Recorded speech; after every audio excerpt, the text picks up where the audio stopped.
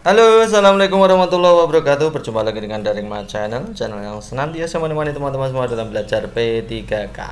Oke teman-teman, kali ini kita akan lanjutkan untuk pembelajaran guru SD kompetensi teknis P3K ya tentunya ya. Masing-masing soal nanti berupa soal pengembangan, jadi teman-teman perhatikan baik-baik. Soal ini merujuk pada kisi-kisi yang telah dikeluarkan oleh Kemdikbud, jadi jangan lupa untuk dipelajari. Setiap hari kita akan belajar tentang P3K ya. Semoga untuk pembelajaran kali ini membantu untuk teman-teman semua mempersiapkan diri menghadapi seleksi P3K 2021. Kita mulai dari yang pertama. Di bawah ini yang termasuk planet terestrial adalah titik-titik. Ini terkait dengan IPA ya, tentang ruang angkasa gitu ya. Apakah A. Merkurius, Venus, Bumi, Mars, B. Jupiter, Saturnus, Uranus, Neptunus, atau Saturnus, Uranus, atau Venus, Mars, Jupiter, atau Merkurius, Venus, Bumi. Nah teman-teman, untuk menjawab soal ini teman-teman harus tahu dulu apa itu planet terestrial ya. Terestrial itu ada yang lain namanya planet Jovian. Jadi ada planet terestrial, ada planet Jovian gitu ya. Yang terestrial itu nama lain dari planet dalam, teman-teman. Planet dalam itu terdiri dari Merkurius, Venus, Bumi, Mars. Kemudian planet luar atau planet Jovian itu adalah Jupiter, Saturnus, Uranus, dan Neptunus. Jadi kalau yang ditanyakan planet terestrial yang mana? Ya tentu saja jawaban yang benar adalah yang opsi A gitu ya. Next, berikutnya peradilan HAM yang diusulkan oleh DPR dan disetujui oleh titik-titik. Apakah MK, apakah MA, apakah Presiden, apakah MPR, atau Kementerian Hukum dan HAM. Ini peradilan HAM itu diusulkan oleh DPR kemudian disetujui oleh siapa. Nah menurut aturan teman-teman bisa baca ini ya. Jadi DPR itu membuat rekomendasi kepada Presiden. Ingat ya teman-teman, DPR itu membuat rekomendasi kepada Presiden untuk membentuk pengadilan hak asasi manusia ad hoc. Ya, pengadilan ini nantinya akan mengusut dugaan adanya pelanggaran HAM berat atas peristiwa Trisakti, Semanggi 1, Semanggi 2, dan kerusuhan Mei 98. Ketua Komisi Hukum DPR Trimedia Panjaitan menyampaikan rekomendasi ini melalui Ketua DPR Agung Laksono pada Kamis tanggal 15 bulan 2. Menurut dia langkah ini mengacu kepada surat Komisi Nasional Hak Asasi Manusia tanggal 13 Maret 2006 tentang perlunya membentuk pengadilan ad hoc. Ya ini tentang HAM ya. Jadi yang mengusulkan adalah DPR, kemudian yang menyetujui adalah Presiden. Jawaban yang tepat adalah opsi C. Buku di atas meja tidak terjatuh dikarenakan titik-titik. Ini hubungannya dengan gaya teman-teman kalau ada soal seperti ini. Apakah A. pengaruh gaya berat dan gaya normal, B. adanya pengaruh gaya gesek dan gaya berat, apakah C. pengaruh gaya normal dan gaya berat, apakah D. adanya pengaruh gaya gravitasi dan gaya normal, apakah E. buku tidak terpengaruh gaya gravitasi ya. Teman-teman coba jawab ini dulu. Oke, ya tentu saja teman-teman sudah bisa ya kira-kira ya. Nah, kita bacakan ini aja ya. Jadi gaya yang bekerja itu pada buku yang diletakkan di atas meja itu ada dua jenis gaya, yaitu gaya normal atau gaya ke atas ya, dan gaya berat atau gaya ke bawah. Nah, gaya normal ini gaya yang timbul akibat adanya interaksi antar partikel. Gaya normal umumnya terjadi pada dua benda yang bersentuhan dan memiliki arah tegak lurus bidang sentuh gaya berat. Nah, adanya gaya tarik bumi yang bekerja pada suatu benda. Kalau gaya berat itu adalah gaya tarik bumi yang bekerja pada suatu benda. Jadi ada dua gaya di situ teman-teman, gaya berat dan gaya normal. Jadi jawaban yang tepat adalah opsi A. Yang bukan merupakan fungsi alat gerak pasif. Apakah melindungi organ tubuh bagian dalam, membentuk bentuk tubuh, tempat melekatnya otot, tempat pembentukan sel-sel darah, menggerakkan otot-otot tubuh? Ayo kita jawab ya. Kita harus paham dulu alat gerak pasif itu apa sih. Ya benar bahwa teman-teman tahu ya kalau alat gerak pasif itu adalah tulang. Jadi kita akan analisa opsi A sampai E ini yang merupakan fungsi dari tulang, yang bukan yang mana gitu ya. Kita lihat yang opsi A. Melindungi organ tubuh bagian dalam, yes tentu saja ini ya seperti tulang pada tulang rusuk pada dada itu melindungi bagian-bagian vital tubuh manusia seperti jantung, paru-paru dan lainnya gitu ya. Kemudian membentuk bentuk tubuh, ya betul ya. Ini misalkan tulang pada rahang kepala itu membentuk tubuh gitu ya. Kemudian tempat melekatnya otot, ini ya benar ya, tulang itu tempat melekatnya otot. Kemudian tempat pembentukan sel darah, ini juga benar, ini tulang belakang itu pembentukan sel darah gitu ya. Kemudian menggerakkan otot-otot tubuh. Nah, kalau alat gerak pasif fungsinya bukan untuk aktif seperti ini. Kalau menggerakkan otot tubuh kan aktif berarti ya. Kalau pasif tidak, tapi digerakkan oleh otot, harusnya seperti itu. Nah, jadi opsi E ini salah ya. Jadi jawaban yang benar adalah opsi E gitu ya, yang bukan ya. Oke. Next berikutnya, keliling lingkaran jika diketahui luas lingkarannya adalah 1386. 1386. Ini apakah A 132, B 246, C 168, ataukah D 98, ataukah E 152. Nah, kita akan menghitung keliling lingkaran yang diketahui luasnya. Jadi teman-teman harus explore dulu. Kalau luasnya diketahui berarti teman-teman bisa mendapatkan apa? Ya betul, harusnya mendapatkan jari-jari, nanti baru ketemu lingkaran ya, keliling lingkarannya. Kita tuliskan dulu. Kita tentukan jari-jarinya. Kan rumus luas lingkaran kan pi r kuadrat gitu ya. Luasnya dimasukkan jadi 1386 itu 22/7 dikalikan r kuadrat gitu ya. Maka r kuadratnya kan bisa ditulis 1386 kita bagi dengan 22/7 kan gitu kan. Nah, r kuadratnya berarti bagi bisa diubah jadi kali kan teman-teman. Kali kan itu pecahan tuh. 22/7 kalau diubah jadi kali jadi 7/22. Nah, hasilnya adalah 441. Itu fungsinya masih r kuadrat. Jadi r kuadrat itu 441. R-nya berapa? Ya akar dari 441. Nilainya berapa? 21. Nah, R ketemu teman-teman ya. Paham ya? R-nya sudah ketemu. Kalau ada luasnya dulu, cari R-nya dulu. Kalau ada luasnya berarti cari R-nya dulu. Nanti kalau soalnya dibalik, kelilingnya ada, luas lingkarannya berapa, ya sama seperti ini, cari R dulu. Itu kuncinya. Kemudian kita baru menghitung keliling lingkaran. Rumusnya kan pi kali D atau 2 kali pi R. Kita ambil yang 2 pi R aja ya. Jadi 2 kali 22/7 kali 21. Nah, 7 dan 21 kan bisa kita coret, ketemu 3 kan, berarti 2 kali 22 kali 3 kan, ketemunya 132 itu ya. 2 kali 22 kan 44, 44 kali 3 ketemunya 132. Jadi jawaban yang tepat adalah opsi A.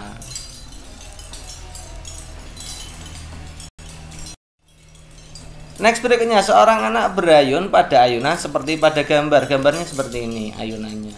Besarnya kecepatan tertinggi. Kecepatan tertinggi terletak pada titik apa? Apakah A, apakah B, apakah C, ataukah A dan C, ataukah kecepatan di A, B, C sama? Nah, ini berarti teman-teman harus menganalisa ya. Jadi posisi ketika di A ini kan waktunya berbelok ya. Waktunya di ujung itu kecepatannya pasti 0. Kan waktu berbelok. Kembali lagi ke B menuju ke B ya. Jadi pada saat di sini ketinggiannya maksimum kan, paling tinggi kan. A dan B kan pasti tinggi A. Ya, berarti kalau ketinggiannya maksimum maka energi potensialnya yang maksimum.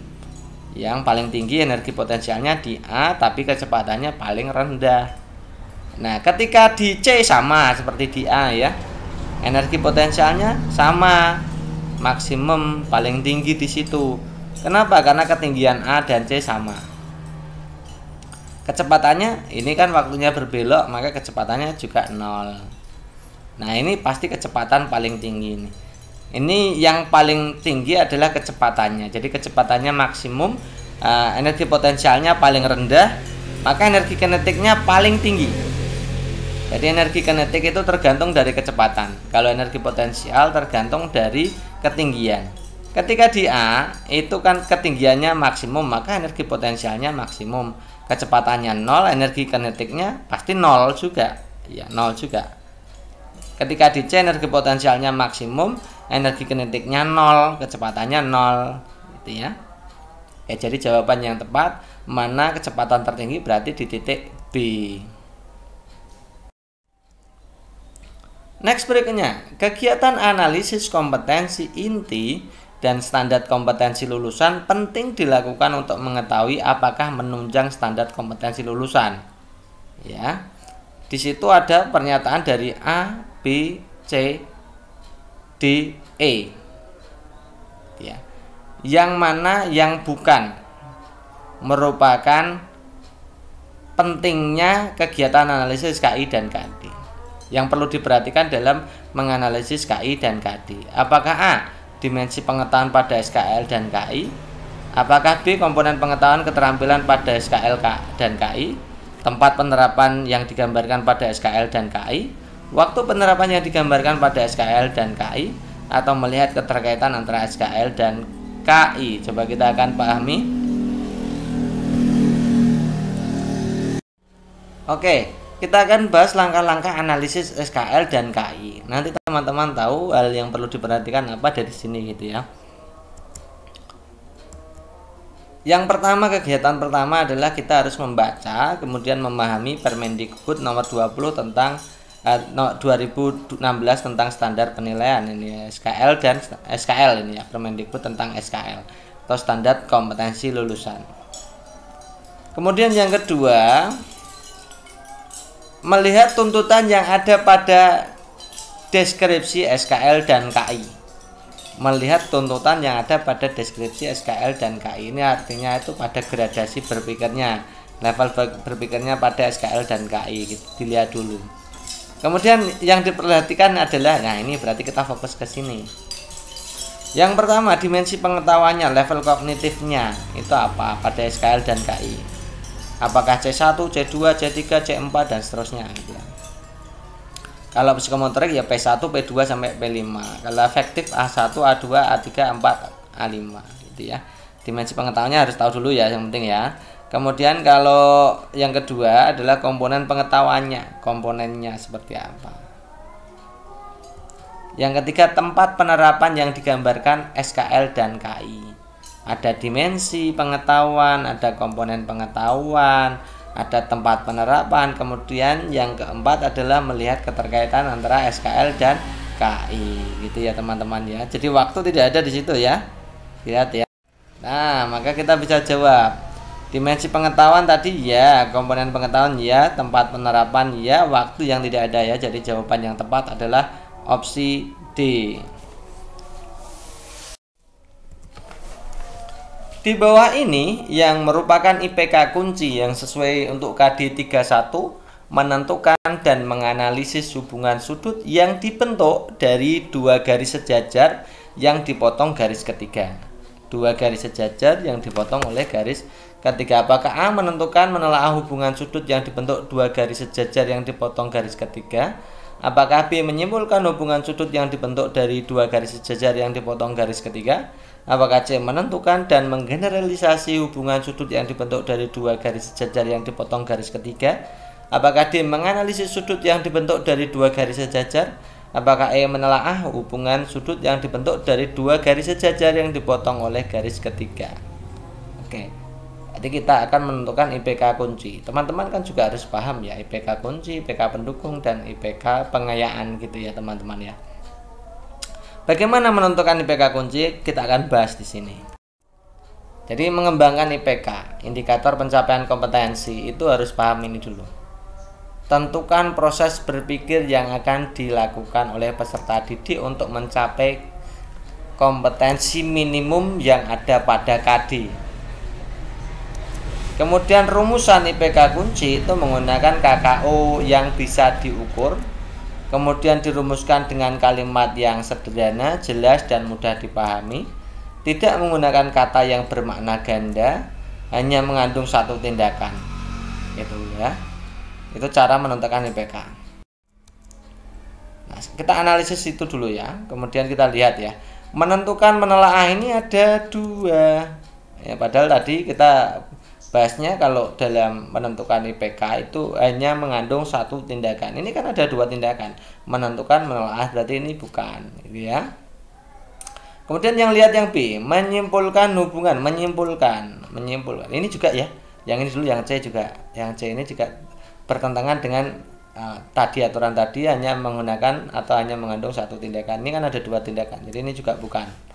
Kemudian kita lihat yang kedua, ada aturan kedua tentang proses berpikir. Proses berpikir yang akan dilakukan oleh peserta didik untuk mencapai KD. Kita lihat berarti KD-nya. Ini menentukan dan menganalisis gitu ya. Menentukan itu masuknya di C3, menganalisis itu C4. Teman-teman sudah belajar ini banyak, pasti sudah bisa ya. Menentukan itu C3, menganalisis itu C4. Oke. Kalau yang B dilihat itu menyimpulkan itu masuknya C5 teman-teman ya, C5.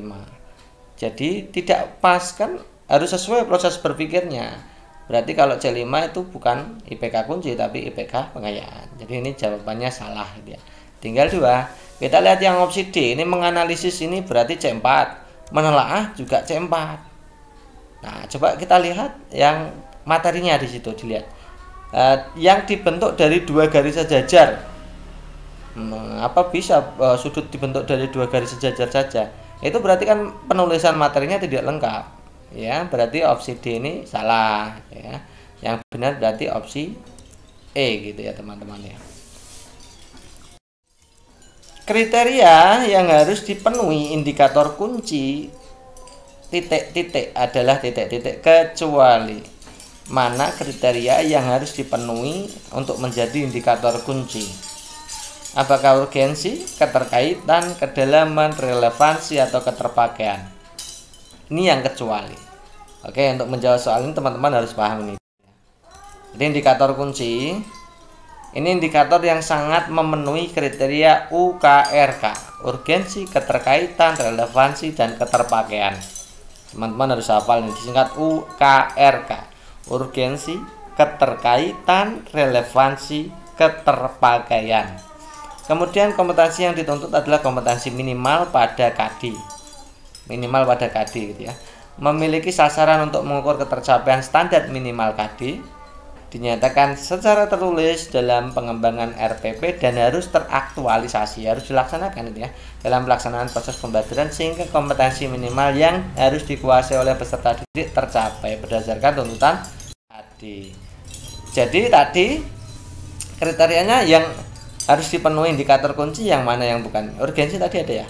Nah, urgensi ada, keterkaitan, relevansi, keterpakaian. UKRK. K-nya di situ adalah keterkaitan dan keterpakaian. Kedalaman tidak ada ya. Jadi opsi C ini jawabannya, yang bukan yang opsi C. Pernyataan yang benar terkait penentuan indikator pencapaian kompetensi. Ya. Ini tentang indikator pencapaian kompetensi. Kita lihat yang opsi A. Indikator pendukung memiliki gradasi kognitif yang lebih tinggi dari indikator kunci. Apakah B, dalam setiap penilaian harus ada indikator pendukung? Ataukah C, indikator kunci mengukur ketercapaian kompetensi minimal peserta didik berdasarkan kompetensi dasar? Apakah D, indikator pengayaan diberikan jika peserta didik tidak mampu mencapai indikator kunci? Apakah E, indikator pengayaan diberikan jika memenuhi urgensi, keterkaitan, relevansi, dan keterpakaian? Kita akan analisa ini ya. Jadi teman-teman tadi sudah belajar indikator kunci kan? Sedikit banyak bisa jawab ini. Jadi PK kunci itu saya ambil yang sederhananya begini. Memiliki sasaran mengukur ketercapaian standar minimal KD. Jadi KD-nya level berpikirnya apa, maka indikator kuncinya harus minimal sama itu. Itu intinya seperti itu. Yang kedua, indikator kunci itu harus memenuhi kriteria UKRK. Urgensi, keterkaitan, relevansi, keterpakaian. Oke. Sekarang kalau indikator pendukung, itu adalah indikator prasyarat. Jadi indikatornya pasti level berpikirnya di bawah indikator kunci. Di bawah indikator kunci ya. Nah, tujuannya apa? Membantu peserta didik memahami indikator kunci. Kemudian untuk indikator pengayaan atau IPK pengayaan itu memiliki tuntutan kompetensinya lebih tinggi dari indikator kunci. Ya. Tuntutan kompetensinya dari standar minimal KD juga lebih tinggi. Tentu saja ya. Yang sama tadi adalah indikator kunci gitu ya. Kemudian tidak selalu harus ada, tidak harus selalu ada, tergantung dari kebutuhan gitu ya. Oke, kita lihat yang opsi A. Indikator pendukung memiliki gradasi kognitif yang lebih tinggi daripada indikator kunci. Jadi ini salah ya, ini salah. Harusnya indikator pendukung itu lebih rendah. Nah, dalam setiap penilaian harus ada indikator pengayaan. Ini tidak harus ya. Kemudian indikator kunci mengukur ketercapaian kompetensi minimal peserta didik berdasarkan D. Yes, ini betul. Indikator pengayaan diberikan jika peserta didik tidak mampu. Ini harusnya indikator pengayaan itu kalau peserta didik mampu semua mencapai indikator kunci, maka adanya indikator pengayaan, diberikan pengayaan. Yang ini juga salah. Ini harusnya yang E ini indikator kunci, ini yang UKRK ini ya. Ini juga salah gitu ya.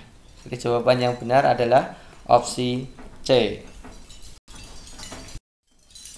Yang bukan merupakan implikasi dari pembelajaran pengayaan adalah titik-titik. Apakah A. memberi tugas kelompok untuk mengadakan percobaan di laboratorium, B. memberikan tugas individu untuk mempelajari materi pengayaan, C. memberikan tugas mandiri yang berisi materi campuran dari berbagai disiplin ilmu, D. meminta siswa berkelompok dan bekerja sama untuk menyelesaikan proyek khusus, E. memberikan pembelajaran ulang pada materi yang sulit. Oke teman-teman, kita harus paham dulu ya, untuk pembelajaran pengayaan itu bentuk-bentuknya seperti apa. Jadi pembelajaran pengayaan itu bentuknya macam-macam ya, bisa belajar kelompok, pemberian tugas pengayaan tentunya macam-macam, bisa diskusi di perpustakaan, bisa menyelesaikan proyek, bisa melaksanakan kegiatan praktikum ya, yang level berikutnya di atasnya otomatis ya. Kemudian belajar mandiri artinya tugas individu, diberikan tugas-tugas pengayaan yang dibuat oleh guru kemudian dikerjakan secara individual. Kemudian yang ketiga adalah pembelajaran berbasis tema, artinya guru itu menyediakan materi pembelajaran yang menggabungkan berbagai macam disiplin ilmu ya, itu artinya berbasis tema. Nanti anak-anak itu peserta didik itu dapat mempelajari hubungan antar berbagai disiplin ilmu gitu ya. Ada 3 jenis itu yang paling utama, jadi teman-teman harus menjawab sesuai ini. Next, kembali ke soal ya, kembali ke soal yang memberikan tugas kelompok percobaan di laboratorium, ini berarti tugas kelompok ya. Oke betul. Yang kedua penugasan individu juga betul. Memberikan tugas materi campuran dari berbagai disiplin ilmu tadi berarti masuknya di tematik ya, tema. Oke betul. Meminta siswa berkelompok bekerja sama menyelesaikan proyek, ini berarti tugas kelompok ya betul. Memberikan pembelajaran ulang, nah kalau pelajaran ulang itu tidak diberikan, yang pembelajaran ulang itu artinya remedial. Jadi jawaban yang E ini yang bukan merupakan implikasi dari pembelajaran pengayaan. Pernyataan yang benar tentang pembelajaran remedial kecuali titik-titik, yang tidak yang mana? A. Apabila hingga akhir semester pembelajaran remedial belum bisa membantu peserta didik mencapai KKM, pembelajaran remedial bagi peserta didik tersebut dapat dihentikan. Kita ulangi lagi ya, kita langsung analisa saja. Apabila hingga akhir semester pembelajaran remedial belum bisa membantu peserta didik mencapai KKM, pembelajaran remedial bagi peserta didik tersebut dapat dihentikan ya sampai akhir, berarti kalau tidak capai KKM ya sudah. Ini benar. Yang B, pembelajaran remedial pada dasarnya difokuskan pada KD yang belum tuntas. Ini juga benar ya, KD yang belum tuntas saja, KD yang sudah tuntas sudah, tidak usah diremedi ya. Kemudian yang C, nilai KD yang dimasukkan ke dalam pengolahan nilai akhir semester adalah penilaian setinggi-tingginya sama dengan KKM yang ditetapkan oleh sekolah untuk mata pelajaran tertentu atau tersebut. Ini juga benar. Ini pemberian nilai KKM itu standarnya memang harus sama dengan KKM, maksimal sama dengan KKM, maksimal ya, setinggi-tingginya itu maksimal sama dengan KKM. Tidak boleh lebih tinggi dari itu gitu ya. Kemudian yang D, setelah pembelajaran remedial nilai siswa minimal adalah KKM. Setelah pembelajaran remedial nilai siswa minimal adalah KKM. Ini tidak juga ya. Kalau sampai pada masa akhir tidak mencapai KKM, maka ya bisa diberikan nilai tertinggi yang pernah dia capai. Yang E, apabila peserta didik belum atau tidak mencapai KKM, nilai yang dimasukkan adalah nilai tertinggi yang dicapai setelah mengikuti. Ini betul ya. Jadi jawaban yang benar adalah opsi D. Ini yang bukan merupakan karakteristik dari pembelajaran remedial. Kita lihat berikut susunan RPP yang benar terdiri atas komponen apa? Apakah identitas, kompetensi inti, kompetensi dasar, indikator, tujuan, materi, metode, media, sumber belajar, langkah pembelajaran, kemudian evaluasi. Yang B, identitas, kompetensi inti, kompetensi dasar, indikator, tujuan, materi, metode. Oh, berarti ini hubungannya dengan apa itu namanya susunan ya. Kalau susunan itu yang benar yang pertama ya identitas, kemudian kompetensi inti, kompetensi dasar, indikator, tujuan, materi, metode, model, media, sumber, langkah belajar, evaluasi. Yang A ini sudah urut teman-teman. Jadi kita lihat yang A itu sudah urut, yang B itu salahnya di mana? Kita lihat indikator, kompetensi inti, kompetensi dasar, indikatornya identitas, kompetensi inti, kompetensi dasar, indikator betul, tujuan betul, materi betul, metode betul, media betul. Itu sumber belajarnya itu dengan langkah pembelajarannya tertukar tempat gitu ya. Yang B itu urut-urutannya, yang penting urut-urutannya. Teman-teman harus menghafalkan urut-urutan dari susunan RPP ya teman-teman ya. Jadi jawabannya benar adalah opsi A. Langkah-langkah menulis soal tes uraian sebagai berikut kecuali ini yang tidak yang mana? Apakah melakukan analisis KI, KD serta indikator? B. Mendefinisikan tujuan-tujuan pembelajaran dan lingkup bahan ajar yang mesti diungkap. C. Menyusun kisi-kisi. D. Membuat atau menulis soal. E. Membuat pedoman persekoran. Bagaimana cara menulis soal tes uraian gitu ya. Oke, kita akan lihat ini langkah-langkah dalam menulis soal tes uraian apa saja yang perlu diperhatikan. Yang pertama itu mendefinisikan tujuan-tujuan pembelajaran, lingkup bahan ajar yang mesti diungkap. Kemudian menyusun kisi-kisinya. Kemudian membuat atau menulis soal sekaligus dengan kunci jawabannya. Kemudian mengorganisasikan tes menurut tipe-tipe soal yang dibuat. Membuat petunjuk pengerjaan soal, mengadakan uji coba atau tryout, kemudian melakukan revisi soal gitu ya. Jadi itu ada 7 langkah itu teman-teman ya, harus saya kira teman-teman tidak usah menghafalkan, ini juga sudah hafal, biasanya kan kita sudah melaksanakan itu sehari-hari gitu ya. Oke, ini yang berarti yang bukan yang mana ini? Melakukan analisis KI dan KD tadi tidak ada ya. Jadi opsi A ini jawabannya. Analisis KI dan KD itu tidak masuk di soal tes uraian. KI dan KD itu dimasukkan pada analisis KI dan KD itu sebelum pembuatan KD, sebelum pembuatan indikator itu ya. Sebelum membuat indikator itu harus melakukan analisis KI dan KD dulu. Gitu ya. Kalau KI, KD, indikator itu bukan merupakan bagian dari tes uraian. Itu syarat untuk membuat RPP itu A itu ya. Kalau melakukan analisis KID dan indikator itu untuk membuat RPP. Jadi bukan itu ya. Yang B, C, D, E benar semua. Yang bukan berarti yang A. Seorang guru sebelum melaksanakan pembelajaran mempersiapkan perangkat pembelajaran. Setelah menyusun indikator pembelajaran untuk KD tertentu, selanjutnya menyusun tujuan pembelajaran. Hal ini termuat dalam titik-titik. Ini yang menjadi fokus yang ini teman-teman. Apakah silabus, RPP, silabus? Ini silabusnya ada 2 ya. SKL atau kurikulum. Yang jadi fokus yang ini. Ya. Tidak ada di bagian lain atau komponen dari silabus, RPP, SKL, kurikulum itu yang memiliki ciri khas untuk tujuan pembelajaran itu hanya RPP. Yang ada tujuan pembelajarannya RPP, yang ada ABCD-nya itu ya. Next berikutnya, silabus dan RPP sama-sama sebagai rencana proses pembelajaran. Perbedaannya adalah sebagai berikut. Yang mana yang merupakan perbedaan? A. Silabus berisi KD, sedangkan RPP mengarah kegiatan untuk mencapai KD. Ini betul ya. Yang opsi A ini betul. Yang B, ini opsi A benar. Silabus bersumber dari standar isi dan standar lulusan, sedangkan RPP bersumber dari standar kompetensi lulusan. Ini salah ya. Jadi silabus itu ngambilnya dari standar isi dan lulusan. Benar. Kemudian RPP ini ambilnya dari standar isi, bukan SKL ya. Jadi silabus dan RPP ini ambilnya dari standar isi. Kemudian yang C, RPP dibuat oleh setiap guru, sedangkan silabus dibuat oleh tim guru. Ini dua-duanya harusnya yang buat guru itu. Kemudian RPP dan silabus itu keduanya disusun oleh setiap satuan pendidikan. Ini salah ya, RPP harusnya ya guru.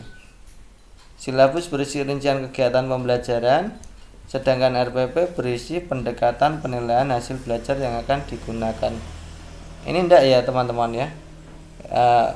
Silabus itu tidak selengkap, rincian kegiatan belajarnya tidak lengkap ya. Ini tidak ya. Ini RPP ya. Next berikutnya. Hasil penilaian akhir yang dilakukan oleh guru diketahui beberapa siswa telah memenuhi ketuntasan belajar ya. Dan ada juga siswa yang belum memenuhi kriteria ketuntasan belajar. Mendasarkan pada kasus tersebut, guru dapat melakukan tindak lanjut hasil penilaian yang dapat dimanfaatkan untuk beberapa hal. Berikut yang merupakan pemanfaatan hasil penilaian oleh guru. Kecuali ini yang bukan berarti. A. Memperbaiki proses pembelajaran. Ini benar. Karena ini kalau memperbaiki proses pembelajaran berarti assessment for learning ya, for learning. Ini benar. Menyelenggarakan program remedial bagi siswa yang hasilnya rendah, yes. Menyelenggarakan program pengayaan bagi siswa yang hasilnya tinggi, yes.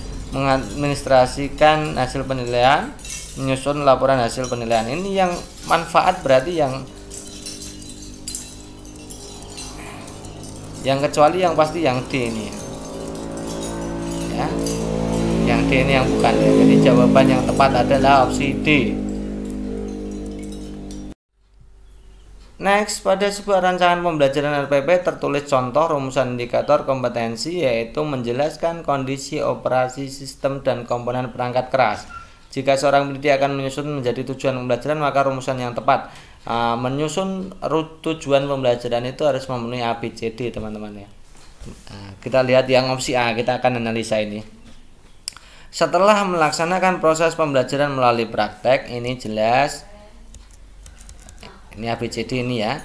A itu siswanya, behavior itu keterampilannya ya, atau pengetahuan yang diharapkan muncul. Kemudian C itu kondisi, itu ya kondisi apa yang dibutuhkan. Yang D itu degree, itu tingkatannya, benar, tepat, dan selanjutnya ini. Kita lihat yang opsi A. Setelah melaksanakan proses pembelajaran melalui praktek, ini berarti kondisinya ya.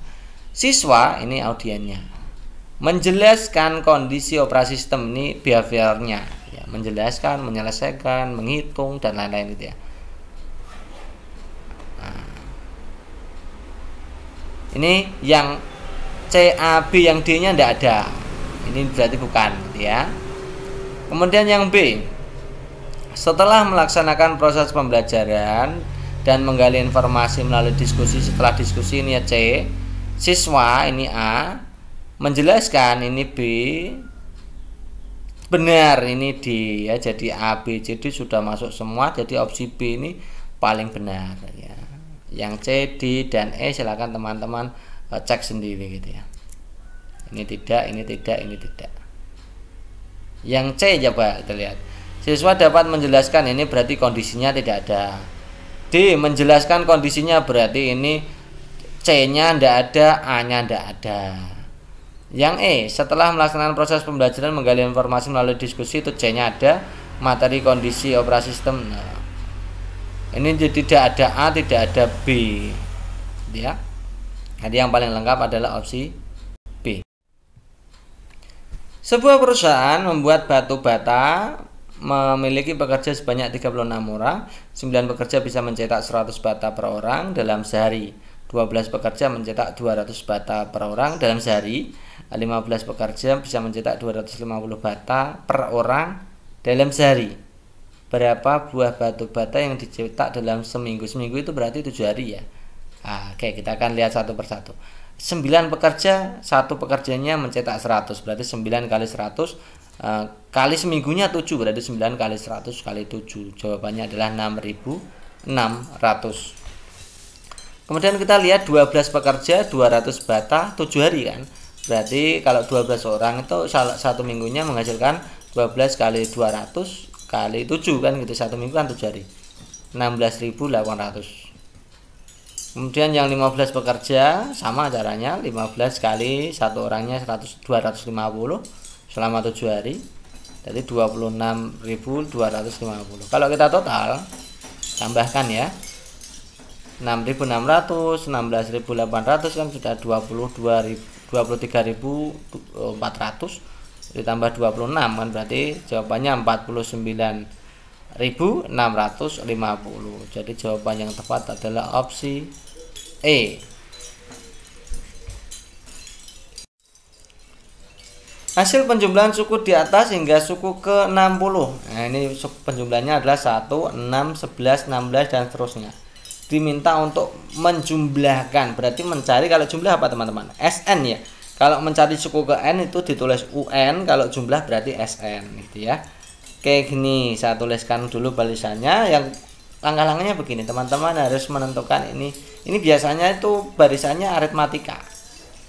Kalau aritmatika selisihnya dilihat 1 ke 6 itu berarti kan selisih 5. Ini 5, ini pasti juga 5. Ini fungsinya sebagai A, yang depan itu A. A itu awal gitu ya. A itu awal berarti yang depan sendiri. Sementara yang 5 ini sebagai beda. Beda ini selisih beda itu B, beda gitu ya. Ya. Sekarang kita tuliskan rumus untuk mencari jumlah suku ke N. Ini disuruh jumlah kan ya. Disuruh jumlah. Oke, disuruh menjumlahkan. Rumusnya SN sama dengan N per 2, 2A ditambah N dikurangi 1B.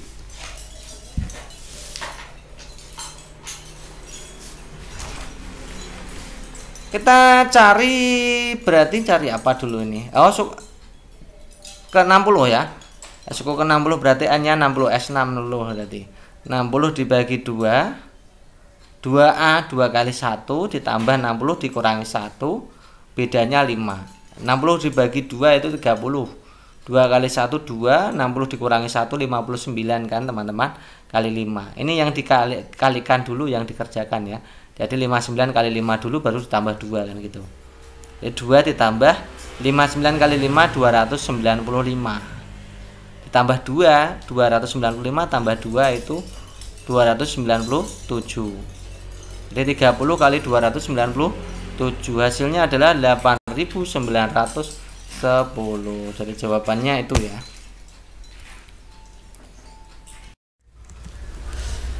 Daya gerak yang mendorong peserta didik untuk cenderung merasa tertarik pada orang, benda, kegiatan dapat berupa pengalaman yang dirangsang oleh kegiatan itu sendiri. Hal ini mencerminkan indikator minat apa? Apakah perasaan senang, tertarik pada pembelajaran, perhatian pada pembelajaran, keterlibatan siswa dalam kegiatan pembelajaran, atau memahami manfaat mata pelajaran. Oke, kita untuk menjawab soal seperti ini kita berarti harus mengetahui indikator-indikator minat. Gitu ya. Indikator minat yang pertama itu adanya perasaan senang. Di mana perasaan senang ini seseorang yang memiliki perasaan senang terhadap suatu mata pelajaran atau objek tertentu akan memperlihatkan tindakan yang bersemangat ya, terhadap materi itu ya. Kemudian keterkaitan peserta didik terhadap mata pelajaran. Ini hubungannya dengan daya gerak yang mendorong peserta didik untuk cenderung merasa tertarik pada objek, materi atau benda gitu ya. Kemudian perhatian dalam belajar. Jadi ketika seseorang itu memiliki perhatian yang besar atau konsentrasi dalam belajar, itu artinya orang tersebut memiliki minat gitu ya. Memiliki minat terhadap materi tersebut. Yang keempat adalah keterlibatan siswa dalam kegiatan belajar.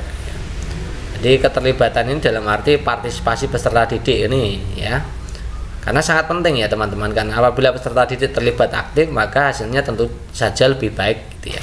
Keterlibatan peserta didik akan muncul manakala tertarik pada objek yang dipelajari. Yang kelima atau yang terakhir itu mengetahui manfaat mata pelajaran dan memahami fungsi mata pelajaran. Nah, jika manfaat dari apa yang dipelajari oleh peserta didik itu diketahui, dia juga memahami secara jelas fungsi dari materi atau topik pelajaran, maka ini akan menumbuhkan motivasi peserta didik gitu ya. Surya berangkat dari kota A ke kota B dengan kecepatan 40 km per jam. Dedi berangkat dari B ke kota A dengan kecepatan 50 km per jam pada pukul 8. Jika Surya ingin berpapasan dengan Dedi pada jarak 56 km dari kota A, jika jarak A dan B 106 km, maka Surya harus berangkat pada pukul berapa? Ini agak rumit ya teman-teman ya. agak rumit. Oke, kita akan bahas bagaimana cara menentukannya. Ini seperti ini, saya kasih gambarannya. A itu berangkat menuju arah B ya, B berangkat menuju arah A supaya berpapasan di C itu pada pukul berapa Surya harus berangkat. Jadi, maksudnya seperti itu. A itu Denny, B itu Surya gitu ya. Oke, jarak dari A ke C kan 56 berarti ya. Jarak dari B ke C berarti 50 gitu ya.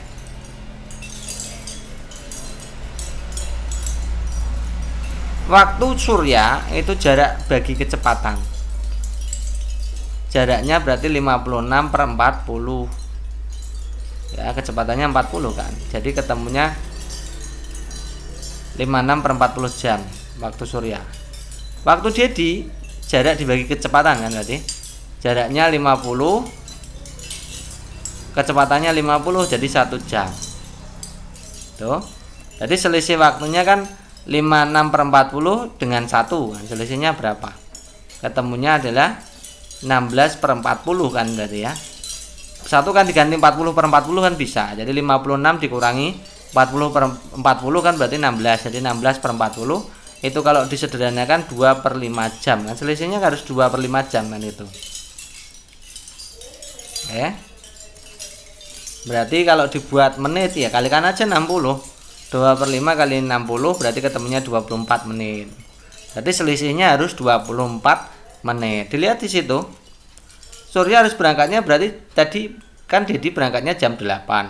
Selisih 24 menit berarti Surya harus berangkat jam 7:36 agar ketemunya di C gitu ya teman-teman ya.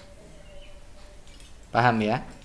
Dedi berangkatnya jam 8, selisih waktu dan Dedi harus 24 menit. Berarti 8 dikurangi 24 menit ketemunya jam 7:36.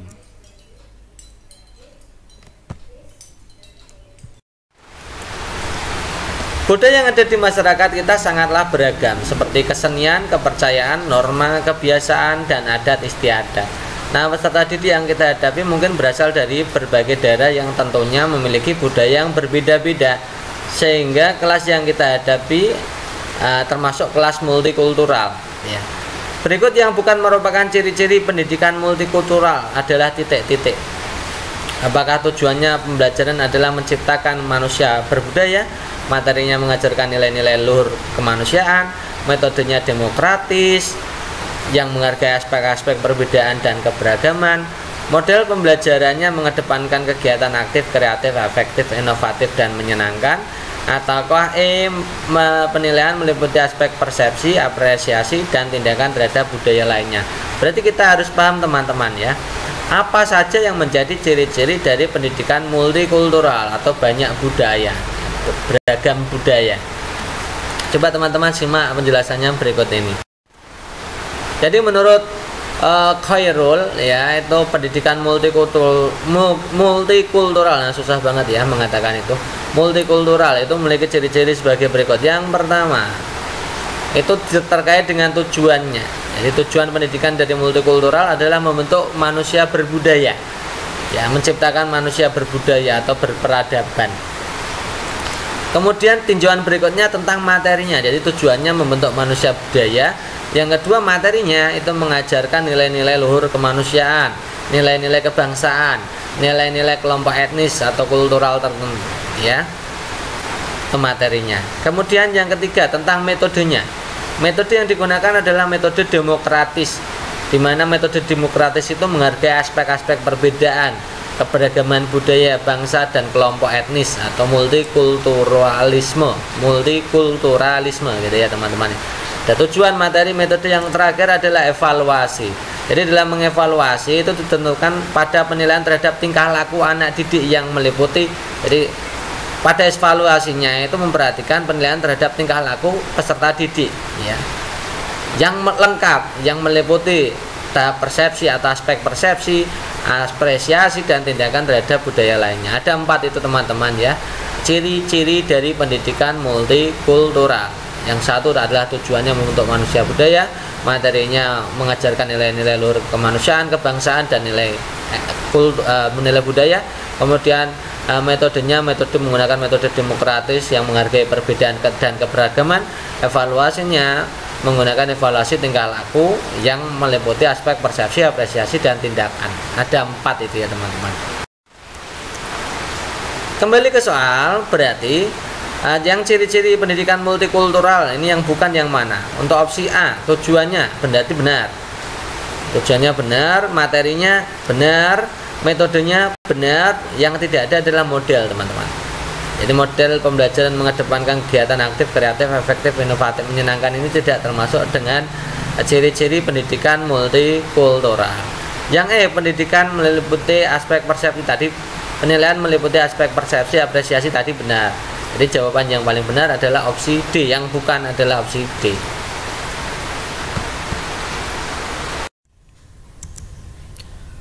Yang merupakan kecakapan inventive thinking ini dalam bahasa Inggris semua nih teman-teman ya. Adaptability, managing complex, self direction, curiosity, creativity, risk tasking, team ya, collaboration, interpersonal skill, dan lain-lain ya. Ini sudah pernah kita bahas kelihatannya ya. Tapi teman-teman juga harus memahami ini. Selain dalam istilah Indonesia juga harus memahami istilah Inggrisnya, gitu ya. Fokusnya di situ. Ya, kita fokus ke inventive thinking. Inventive thinking pada pembelajaran abad 21 itu yang pertama adalah adaptability. Sebelah kanan atas itu ya. Adaptability, managing complex, and self direction. Kemudian curiosity, creativity, and risk tasking ya. High order thinking and sound reasoning, atau penjelasan yang masuk akal gitu ya.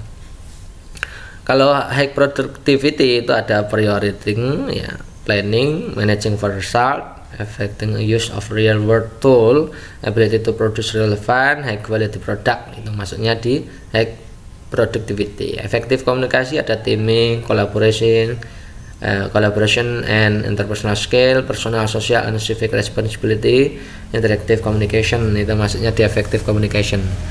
Kalau digital literacy ada basic, scientific, economic, and technological literacy ya. Visual and information literacy ya. Kemudian multicultural literacy and global awareness ya. Itu teman-teman harus memahami ini ya, hafal dan paham itu ya. Oke, berarti ini dalam bahasa Indonesianya seperti ini tadi ya. Ini sudah kita bahas berkali-kali, jadi teman-teman ini saya kira juga sudah paham ini. Yang mana yang merupakan inventive thinking? Oke, kita lihat yang opsi 1, adaptability, managing complex, ini masuk nih ya, inventive thinking. Ini juga inventive thinking. Kalau yang ketiga itu teaming, collaboration, berarti ini termasuk communication, effective communication ya. Kemudian personal, social responsibility, ini juga effective communication. Ability to produce, ini berarti high productivity. Interactive communication, ini efektif ya. Kemudian high order thinking and short reasoning, atau apa itu penjelasan yang masuk akal, ini inventive thinking. Jadi yang termasuk inventive thinking ya 1, 2, 7 gitu ya. Berikutnya, Pak Yunus berlibur ke Kanada. Sebelum berangkat beliau menukarkan uang sebanyak 100 juta rupiah. Setelah 1 minggu berlibur, Pak Yunus membawa sisa uangnya 75 dolar ya. Jika kurs beli Kanada dolar itu satunya itu adalah 10.700, kemudian kurs jual Kanada dolarnya adalah 10.900, maka jumlah uang yang ditukar ya, dolar yang ditukar ketika berangkat dan jumlah rupiah yang ditukar saat pulang berapa? Kita mulai dulu ya teman-teman ya. Jadi kurs beli CAD atau Kanada dolar itu 10.700 dan kurs jualnya adalah 10.900. Kita akan tukarkan uang rupiah, kita konversi ke dolar Kanada. Rupiah ke dolar Kanada. Karena dikonversi ke dolar Kanada, maka rumusnya adalah rupiah dibagi kurs jualnya. Yang digunakan adalah kurs jual. Karena pihak bank yang menjual gitu ya. Oke, jadi 100 juta itu dibagi 10.900, nah, ternyata hasilnya adalah 9.174,30 dolar, ya dolar Kanada maksudnya. Nah, itu kita selesai ya, mengubah rupiah 100 juta itu berarti 9.174,30 dolar Kanada. Sekarang kita ubah yang Kanada dolarnya menjadi rupiah. Di situ Kanada dolarnya ada 75 dolar Kanada, 75 dolar. Kalau mengubah dari dolar ke rupiah, kita tinggal kalikan dengan kurs beli, ya. Jadi 75 kita kalikan dengan kurs beli, hasilnya 75 kali 10.700. Nah, nilainya adalah 802.500 ya, 802.500. Jadi jawaban yang benar, kurs dolarnya adalah 9.174,30 dolar, dengan kurs rupiahnya adalah 802,500 ya, 802.500 rupiah, gitu ya. Jadi jawaban yang paling tepat adalah opsi C. Berikutnya, lembaga keuangan yang menghimpun dana melalui penarikan premi dengan menjanjikan akan memberikan sejumlah uang sebagai ganti rugi sebagai pihak yang membayar premi apabila terjadi peristiwa yang merugikan pembayar premi. Ini artinya adalah titik-titik. Nah, berarti kita harus paham apa itu asuransi, dana pensiun, investasi, koperasi atau pegadaian, gitu ya. Nah, kalau perusahaan asuransi itu adalah lembaga keuangan non-bank yang memiliki kegiatan dalam memberikan proteksi atau perlindungan atas kerugian keuangan yang disebabkan oleh kejadian atau peristiwa tak terduga. Nah, asuransi ini menghimpun dana melalui penarikan premi. Jadi kalau ada hubungannya dengan premi, itu adalah perusahaannya adalah asuransi atau kegiatan asuransi ya. Nah, preminya atau sejumlah dana setiap bulannya selama periode waktu tertentu sesuai dengan kontrak yang disepakati. Itu namanya perusahaan jenis asuransi. Yang kedua adalah perusahaan jenis pegadaian. Itu dimana lembaga keuangan juga non-bank ya, termasuk salah satu BUMN. Ini pegadaian kan juga termasuk BUMN yang memiliki kegiatan dalam menyalurkan kredit dengan menggunakan mekanisme gadai. Jadi sistem pegadaian itu ya pegadaian itu sendiri, gitu ya. Kemudian ada leasing. Ini termasuk perusahaan multi finance atau leasing, merupakan jenis lembaga keuangan non-bank yang menawarkan pinjaman atau kredit untuk masyarakat dan juga perusahaan dalam pembelian kendaraan bermotor seperti membeli motor atau mobil. Itu biasanya namanya perusahaan leasing. Kemudian yang selanjutnya adalah koperasi. Itu adalah lembaga keuangan non-bank yang dapat memberikan pinjaman dana dengan mekanisme atau sistem keanggotaan. Terdapat persyaratan yang harus dipenuhi masyarakat jika ingin mengajukan pinjaman ke koperasi simpan pinjam. Misalkan formulir peminjaman, lampiran fotokopi KTP, slip gaji, agunan, rekening listrik. Nah, tujuan dari lembaga keuangan non-bank ini adalah untuk membantu mensejahterakan para anggotanya. Jadi kalau hubungannya dengan dana yang terkumpul dari anggota, maka itu disebut sebagai koperasi. Nah, berarti kalau lembaga keuangan yang menghimpun dana melalui penarikan premi, tadi kita sudah belajar kalau urusannya dengan premi, berarti jawaban yang tepat adalah asuransi. Berikut ini merupakan contoh kegiatan ekonomi ekstraktif. Ya, ekstraktif itu seperti apa? Ya, apakah A. perkebunan, pertanian, peternakan, B. penangkapan ikan, penambangan, penebangan kayu, C. seni pahat, tekstil, kerajinan rotan, D. pariwisata, asuransi, perbankan, yang E. bengkel, salon, akuntan publik, dan notaris. Nah, kita harus paham ya teman-teman, macam-macam kegiatan ekonomi. Ada usaha ekstraktif, itu jenis usaha yang lapangan usahanya langsung berhubungan dengan alam atau sumber kekayaan alam. Contoh kegiatan usaha ekstraktif itu contoh penggalian, mengambil, mengolah sumber daya secara langsung. Nah, misalkan contoh badan usaha ekstraktif itu pertambangan, gitu ya. Pertambangan itu ekstraktif. Kemudian ada usaha agraris, ini hubungannya dengan bergerak dalam pengolahan sumber daya, ini pengolahan ya, pengolahan sumber daya alam dengan memanfaatkan tanah yang tersedia dengan tujuan memberikan bantuan yang bermanfaat bagi kehidupan manusia. Contoh untuk usaha agraris ya pertanian, perkebunan, itu contoh usaha agraris. Kemudian ada industri teman-teman, ini kegiatan ekonomi yang mengolah bahan baku menjadi setengah jadi atau barang jadi yang memiliki nilai lebih tinggi untuk penggunaan. Contoh industri tekstil, industri baja dan lain-lain gitu ya. Kemudian perdagangan ada kegiatan ekonomi perdagangan. Ini kegiatan ekonomi yang tujuannya memasarkan produk barang atau jasa ke pembeli sehingga mengakibatkan proses tawar-menawar. Contohnya kegiatan ekspor impor itu termasuk jenis kegiatan ekonomi perdagangan. Kemudian yang terakhir adalah perusahaan atau kegiatan ekonomi jasa, yaitu suatu kegiatan ekonomi yang memiliki barang tidak wujud atau tidak menghasilkan kepemilikan yang ditawarkan oleh pihak terhadap pihak yang lain. Nah, contohnya guru atau sebagai pengajar, instruktur ya, kemudian jasa transportasi gitu ya. Itu contoh perusahaan jasa. Oke, kita kembali. Yang ini yang ditanyakan adalah kegiatan ekonomi ekstraktif. Nah, berarti jawaban yang tepat adalah opsi B, penangkapan ikan, itu ekstraktif ya, artinya mengambil secara langsung dari alam.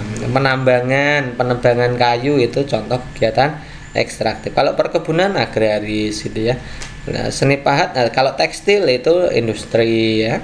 Pariwisata itu jasa ya, asuransi itu jasa, bengkel itu jasa. Nomor 5, perhatikan tabel sifat kubus dan balok. Nah, berarti kita harus tahu kubus baloknya. Gambarnya seperti ini teman-teman. Yang sebelah kiri itu kubus, yang sebelah kanan itu balok gitu ya.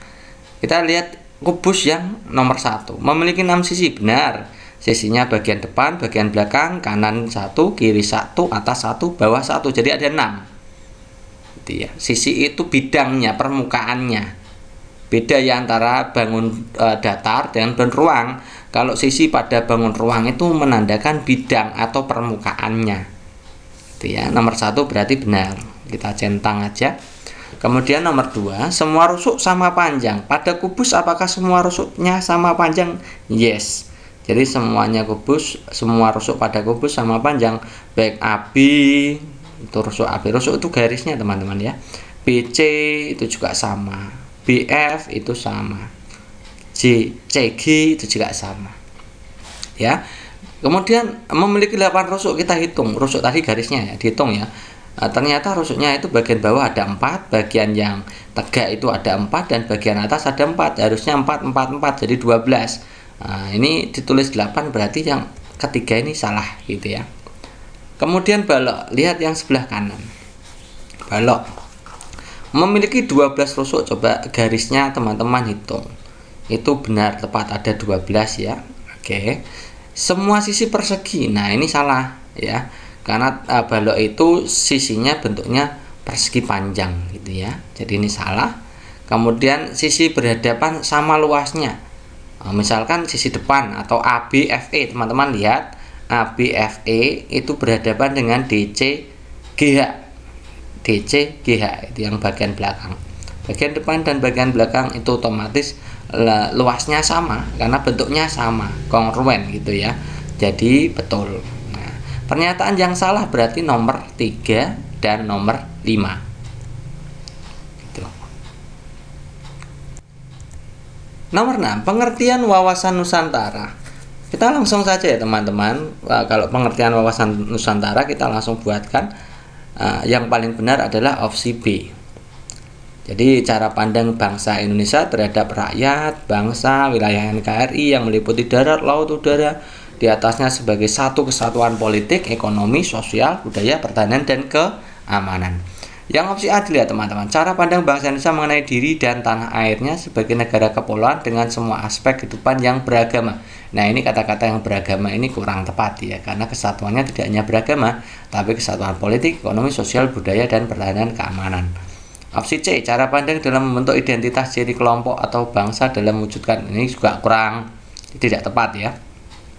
Yang opsi D, cara pandang dan sikap bangsa Indonesia mengenai diri dan lingkungannya dengan dalam menyelenggarakan kehidupan, ini juga kurang tepat. Jadi memang yang paling tepat itu yang paling lengkap pengertian wawasan Nusantara ya opsi B gitu ya. Nomor 6, bacalah puisi di bawah ini. pertanyaannya, rasa yang dialami penulis dalam puisi tersebut. Coba kita baca dulu sebentar, kita analisa. Rasa cintaku itu judulnya. Kau tiba-tiba hadir dan isi hatiku yang kosong. Hanya kau yang ada di pikiranku sekarang. Aku tidak tahu bagaimana caramu mengisi hatiku. Engkau sungguh membuatku tak mengerti. Rasa hatiku jadi tak menentu. Untukku kau sangat berharga.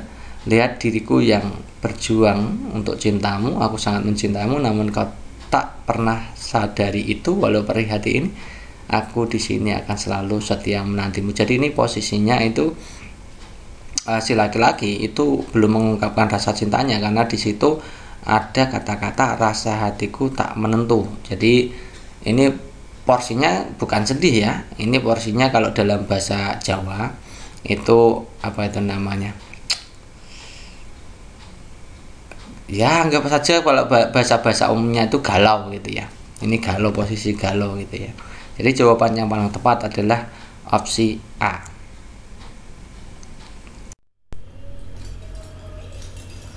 Oke, itu dulu teman-teman untuk pembahasan kali ini. Semoga untuk pembahasan kali ini bermanfaat untuk teman-teman semua.